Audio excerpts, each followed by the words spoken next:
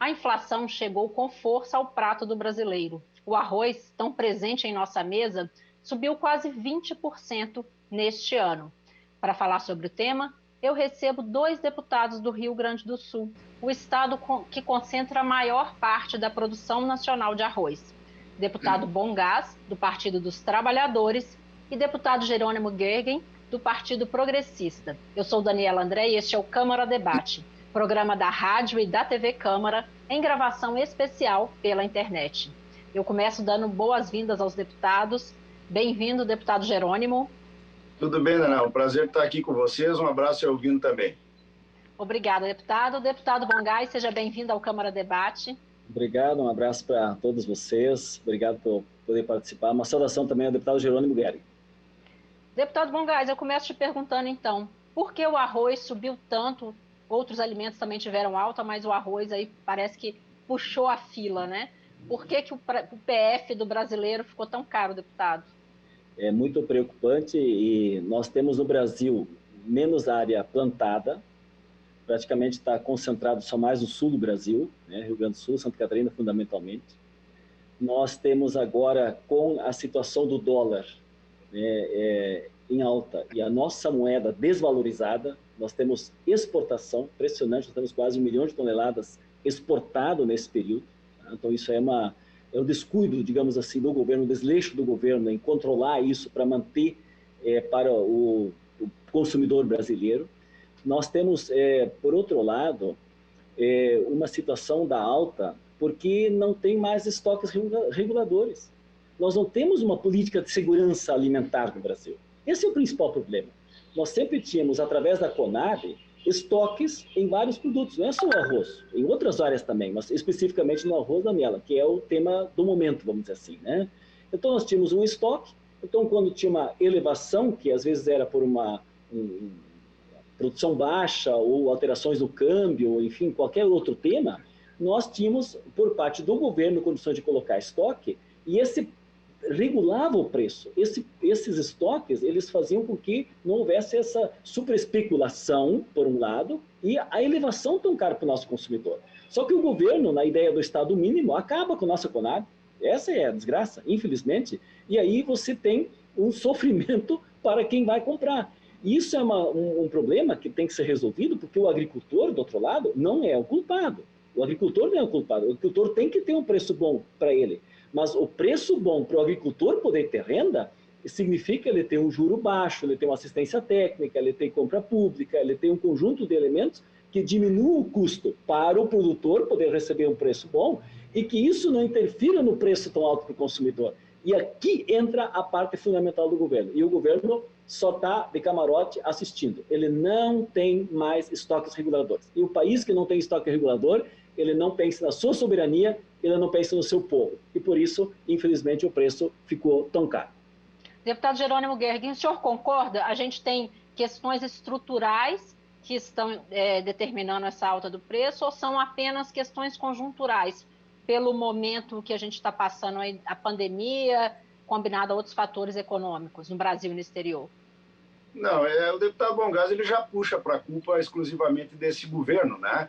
E o que me diferencia no debate é que não é este o governo. Ao longo dos últimos governos, especialmente no governo Dilma, o produtor de arroz, e depois no Temer também, e não mudou agora também, né, de arroz, de leite, de café, de outros produtos todos, foram massacrados pelos governos. Eles não tinham renda. Há muitos anos o arrozeiro não vende arroz com renda.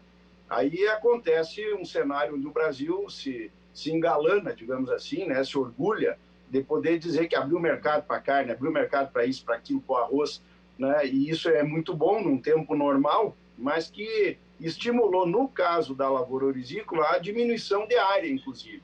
E muitos produtores perderam, nesta migração do arroz para a soja aqui no sul, na seca desse ano também. Então, o que nós tivemos foi uma pandemia inesperada, um rearranjo econômico que não é para sempre, no meu ponto de vista. Esse é um engano achar que isso vai ficar para todo sempre nessa condição de preço. Os países exportadores, os maiores, Tailândia, Vietnã, acabaram segurando o produto, e isso eles fizeram diferente do nosso governo aqui, nisso eu concordo com o Elvino, né, em vez de exportar, seguraram para ver até onde ia a pandemia para não faltar arroz internamente. E, consequentemente, nós que massacramos os produtores nos últimos governos, né, acabamos tendo redução de área, uma menor produção, o dólar estimulou a exportação, e aí tem uma coisa que eu acho muito injusto, sim, com o produtor. Esse preço não subiu por causa de 100% dos arrozeiros. Foi um grupo, graças a Deus, capitalizado, que teve condição de segurar o mercado, mas a maioria do produtor gaúcho entregou o seu arroz a menos de R$ 50. Porque hoje, como nós não temos mais capacidade de crédito, a maioria do arrozeiro se financia nas empresas, nas revendas, e desta forma acabou que logo que colhe o produto, já entrega para o engenho de arroz. Então, no meio desse processo todo, o que nós tivemos foi uma elevação de custo, uma aparente estabilidade que vai fazer com que muitos produtores voltem a produzir no ano que vem e, consequentemente, o histórico de preços ruins nós vamos continuar tendo daqui para frente, ou de preços normais dentro daquilo que não era nunca o adequado. O governo brasileiro... O senhor acha que essa situação de uma Conab fortalecida ou alguma política de controle de preços, de controle de estoques, na verdade, eu não acho, seria uma solução? Por exemplo, que o problema seja ter ou não a Conab.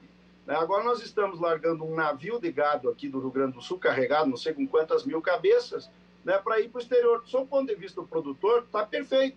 Mas por que o governo não larga uma linha de crédito para recria, para retenção de matriz? Não precisaria ter a Conab. Cria uma estratégia. O que eu não consigo entender é que o Brasil é um país que depende do agronegócio, independente do tamanho do produtor, mas não tem uma estratégia. E fica abrindo mercado, quando nós não temos condições de competir internamente aqui. Nós, inclusive, estamos comemorando dia 20, um ano da Lei da Liberdade Econômica, que é justamente isso. Não adianta você abrir um livre mercado com a Itália se o nosso vinho aqui tem 60%, 70% de carga tributária. Nós nunca vamos conseguir competir. É uma enxurrada de vinho nesse momento aqui, por exemplo, vindo da Argentina, do Uruguai, do Chile, quando as nossas vinícolas aqui poderiam atender essa demanda. Então, o que falta ao Brasil, e isto não é de agora também não tem, mas vem do Temer, da Dilma, isso vem lá do Fernando Henrique, quem sabe. Eu posso falar porque eu vivenciei a assessoria de um ministro e a gente sabe como é esse processo. O Brasil não tem uma política agrícola, uma política de estratégia. Veja que só isso eu tenho certeza que o ouvinte também está preocupado. Nós estamos importando daqui a pouco farelo para alimentar os nossos bichos, para mandar eles in natura para comprar o salame italiano.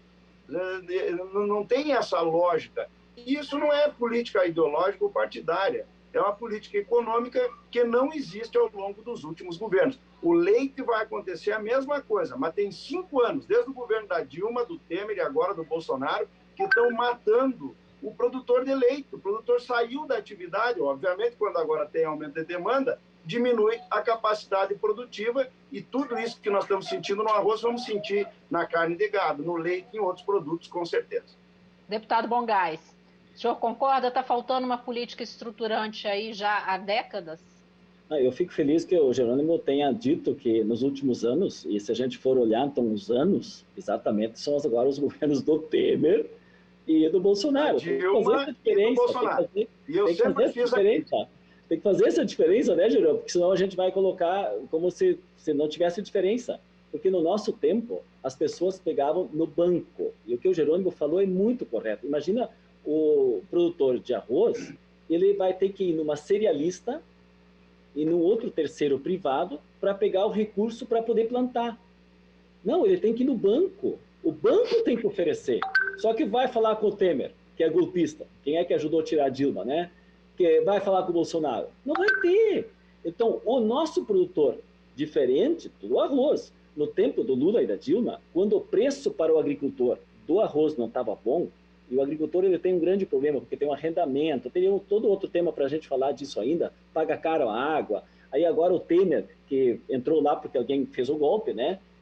Tirou até o custo da energia, tudo para o agricultor ficou ruim, porque ele paga mais caro a energia para fazer irrigação, ele paga mais caro o combustível, porque está vinculado aos preços internacionais por causa das privatizações, ele não tem mais o banco para buscar um crédito, aí por causa da economia a taxa Selic é baixa, então não tem mais subsídio no financiamento, então realmente para o produtor de arroz a vida ficou muito difícil. Então, o produtor, quando ele consegue, com uma economia ruim do Brasil, o dólar melhor, ele consegue vender melhor, para o produtor, ele não é um culpado. Eu tenho dito isso, Jerônimo. O produtor não é um culpado, que muitas vezes o pessoal está dizendo, o produtor está ganhando muito. Não, o agricultor tem que ganhar a renda dele.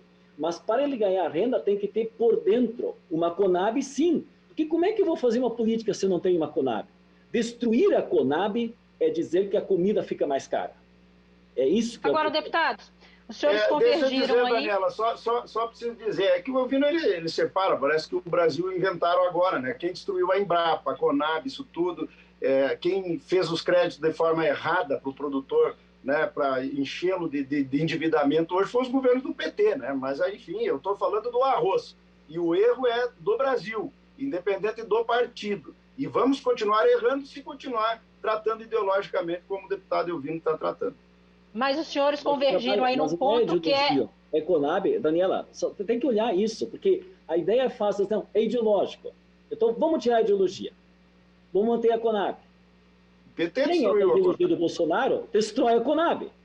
Quem é da ideologia do povo, isso é ideológico, porque se eu quero deseducar as pessoas, eu vou dizer que não tem ideologia. Tudo tem ideologia. Se eu quero comida mais barata para o povo, eu estou defendendo uma questão ideológica do Brasil, que é o povo brasileiro. Se eu entrego a Conab, eu aumento o preço e o povo vai passar fome, porque eu tenho a ideologia dos Estados Unidos, a ideologia de agradar todo mundo, menos o povo brasileiro. Isso é ideológico. Agora, deputados... Parar com essa bobagem de falar que é ideológico. É ideológico, sim. Eu queria saber dos senhores, os senhores falaram aí de alguns pontos, convergiram, inclusive, alguns pontos estruturantes, que é a questão de apoio técnico, crédito para o produtor, principalmente de alimento. Agora, eu queria saber do senhor o seguinte, para o problema imediato, que é hoje o consumidor que precisa de comprar os produtos da cesta básica, a gente está falando mais especificamente do arroz, mas esse problema se repete também no feijão, óleo, outros produtos da cesta básica.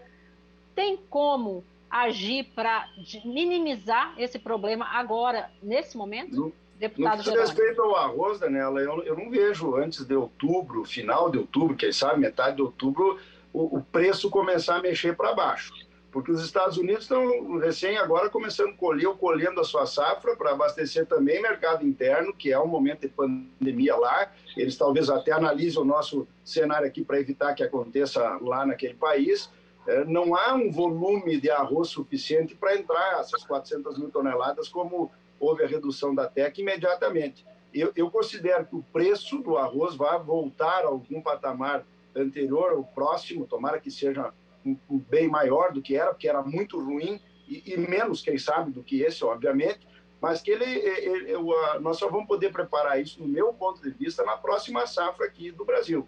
E é fundamental que o governo não venha com a ideia de manter reduzida a TEC, porque nós vamos ter um aumento de lavoura de arroz estimulado por esse cenário, que é fictício, não é um cenário real, normal, eu diria assim, e daqui a pouco o arroz vai para o produtor de novo para uma situação terrível. Eu acho que esse cenário ele vai demorar para voltar a algum normal, né? E nós temos sim que cobrar do governo, isso já vem desde o governo do PT, um processo de endividamento enorme, nós tínhamos juros altos, nós tínhamos uma série de situações de preços baixos, não era possível exportar, tínhamos excesso de oferta, e isso gerou um passivo que esta safra não resolve. Porque quem olha o arroz com esse preço, parece que o arrozeiro está com as contas pagas. Ele não está. Volto a dizer, ele entregou o arroz assim que colheu. 85% dos arrozeiros, no mínimo, para não dizer 90%, não tem arroz ao preço que está acima de R$100. E ele tem um passivo que não garante renda. E se nós não cuidarmos disso, nós nunca vamos estabilizar essa questão aí que envolve oferta e demanda. Então, esse é um ponto de vista. E para onde foi essa diferença de preço, deputado? O senhor falou que os arrozeiros venderam ainda, vamos dizer assim, de uma forma mais leiga, no preço antigo. E o consumidor está comprando aí no preço novo. Para onde foi esse lucro aí, essa diferença? Ele se distribuiu na cadeia e o preço atual, ele não é um preço factível. Ele chegou a perder a referência de preço há 2 semanas atrás, porque eram poucos os produtores que tinham e não vendiam o arroz. Então, ao longo desse tempo, não foi o produtor que ficou com o lucro total, e ele se distribuiu na cadeia, mas ele ficou caro, no meu ponto de vista, para todo mundo, e agora é um problema porque houve também já uma redução de consumo e falta o arroz na demanda adequada. Deputado Bongás, o que o senhor aponta assim como possíveis saídas mais imediatas para a gente ter uma redução no preço de quem vai comprar o arroz agora? Isso, imediata, tão rapidamente não, porque o governo se desfez do seu estoque. Quer dizer, então esse é o principal problema. O governo não tem estoque. O argumento que o deputado colocou ele reforça a ideia de quem armazenou, está bem. Portanto, se o governo tivesse armazenado, estaria bem. Portanto, o reforço deste argumento é ter estoque. Então, o governo tem que ter estoque. Então, o governo tem que comprar. Tem que ver se pode comprar de países que têm menos na região. Eu vi pessoas falando, por exemplo, de comprar de outros países, inclusive aqui do Mercosul, onde tem produção. Mas, nesse momento, quem tem está segurando. E quem vai vender vai impor um preço. E a deixa de arrecadação do imposto que vem o produto para cá vai competir com o nosso produtor. Então, a alternativa do governo é colocar um juro mais baixo, renegociar a dívida, por isso nós temos que derrubar o veto do presidente da República. Nós votamos há poucos dias um projeto 735 que permitia um grau de renegociação de dívida para o agricultor que está endividado.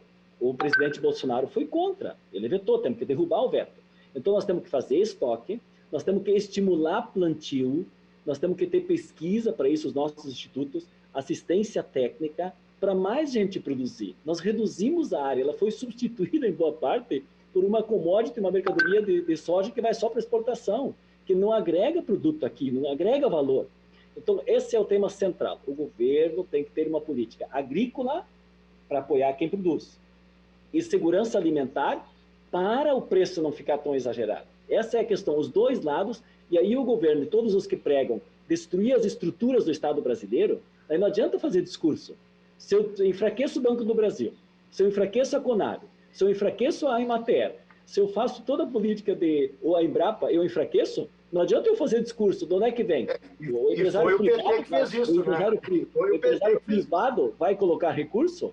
Não vai, não vai. Então, eu que defendo o produtor lá do arroz, os demais produtores, porque eles tenham renda, eu tenho que ter instrumentos de política. E os instrumentos de política são exatamente a Conab, o Banco do Brasil, a Embrapa, as Ematérias, para que possam estar com o agricultor, produzir com boa tecnologia, com custos condizentes, que tenha renda ao produtor. E, do outro lado, uma política de abastecimento que não exagere o preço tão alto para o povo não ter o que comer direito, que o arroz é o prato do feijão com arroz do dia a dia. Né? Então, essa é a nossa luta para o povo ter renda e o preço não ir para as nuvens, como está indo neste momento. Deputados, a gente está chegando ao fim do nosso tempo. Eu vou pedir que os senhores façam em 30 segundos suas considerações finais, entre 30 segundos e 1 minuto, né? 30 segundos é tão pouco, pensando aí de que forma o papel dos parlamentares e da Câmara pode ajudar neste momento e nessas questões estruturantes. Deputado Bongás. Não, primeiro derrubar o veto, tá, do 735 para que a gente possa ter renegociação de dívida e também alocação de recursos para quem quer plantar. Segundo, ter estímulo para a produção. Nós sabemos, podemos produzir, é só estimular e tirar os custos internos. Terceiro, fazer compras públicas, ter estoques reguladores, tá certo? E a outra tem que melhorar a economia, né? Porque se o nosso real desvalorizar como está desvalorizando, o dólar alto, facilmente a gente vai estar vendendo para fora. Então é fundamental mudar a política econômica do Bolsonaro, que no caso do arroz está prejudicando, mas está prejudicando em outras áreas também, porque o povo não tem dólar, o povo tem real. E essa real tem que ser valorizada, e quando ele está numa economia tão ruim, acaba a gente tendo essas caristias tão fortes aí. Deputado Jerônimo Gergen, suas considerações finais. Eu espero que o governo não entenda que esse problema do arroz seja a solução do arrozeiro. O arrozeiro está muito com dificuldade, a maioria deles, né? E nós não podemos deixar o ambiente resolver os problemas que têm que ser resolvidos no Brasil. E cumprir as promessas que nós temos aí do passivo do Fundo Rural, sobre o endividamento, para resolver estruturalmente isso e termos renda aos produtores, que é o que mais importa. O arrozeiro não está ganhando nada com esse cenário aí. Obrigada, deputados. Obrigada pela participação aqui no Câmara Debate. Nós estamos chegando ao fim do nosso bate-papo. Eu conversei com 2 deputados do Rio Grande do Sul, o estado aí que lidera a produção de arroz no país, deputado Bongás, do Partido dos Trabalhadores, e deputado Jerônimo Gergen, do Partido Progressista. Eu sou Daniela André e agradeço a sua audiência e te convido já para as próximas edições do Câmara Debate. Até mais.